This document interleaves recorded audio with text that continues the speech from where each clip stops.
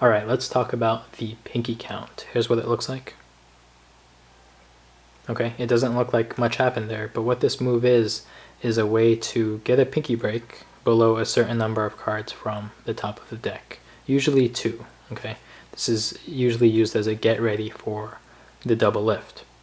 Now, this is a more advanced way of doing it. It requires quite a bit of pinky strength, and you really need to be able to control the tension in the cards in your hand very well to be able to do this.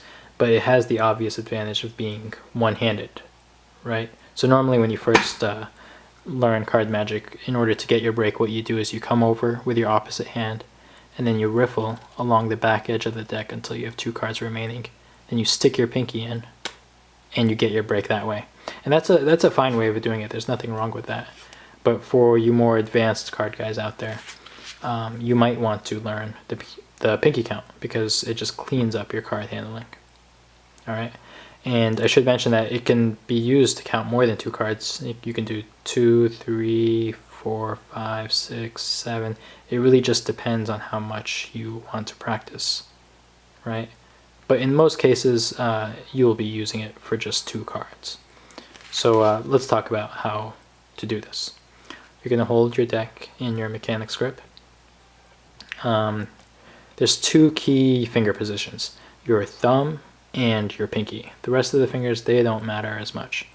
So you're gonna have your thumb laying across the top of the deck as usual, and what you're gonna do with your pinky is you're gonna bevel the right edge of the cards like this, so that now there's a slant.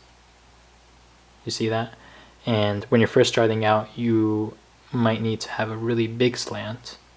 As you practice more and more, that slant will decrease. So right now I do the pinky count with a bevel of about that much, and that's where I do it. But when you're first starting out, use a really exaggerated bevel, and that will just help you understand how this is working.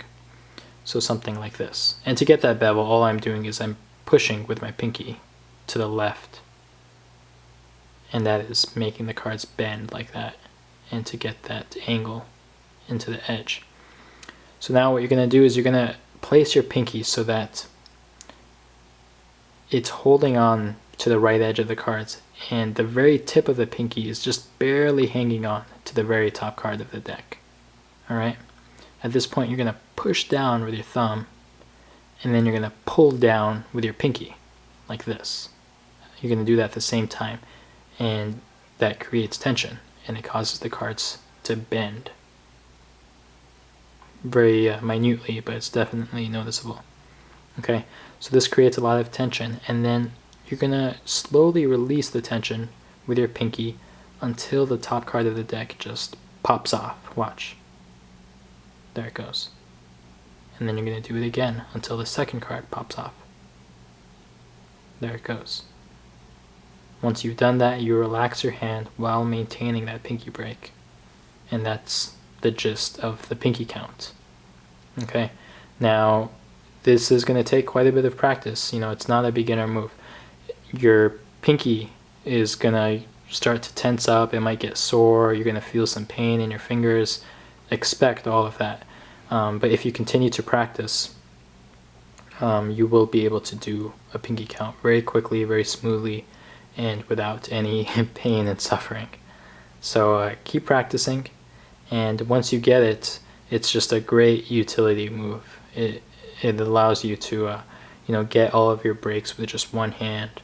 And, so as you're gesturing with your right hand, you can just be doing all of the dirty work with your left hand by getting your break, and then move right on to your double lift or whatever else it is that you're trying to do.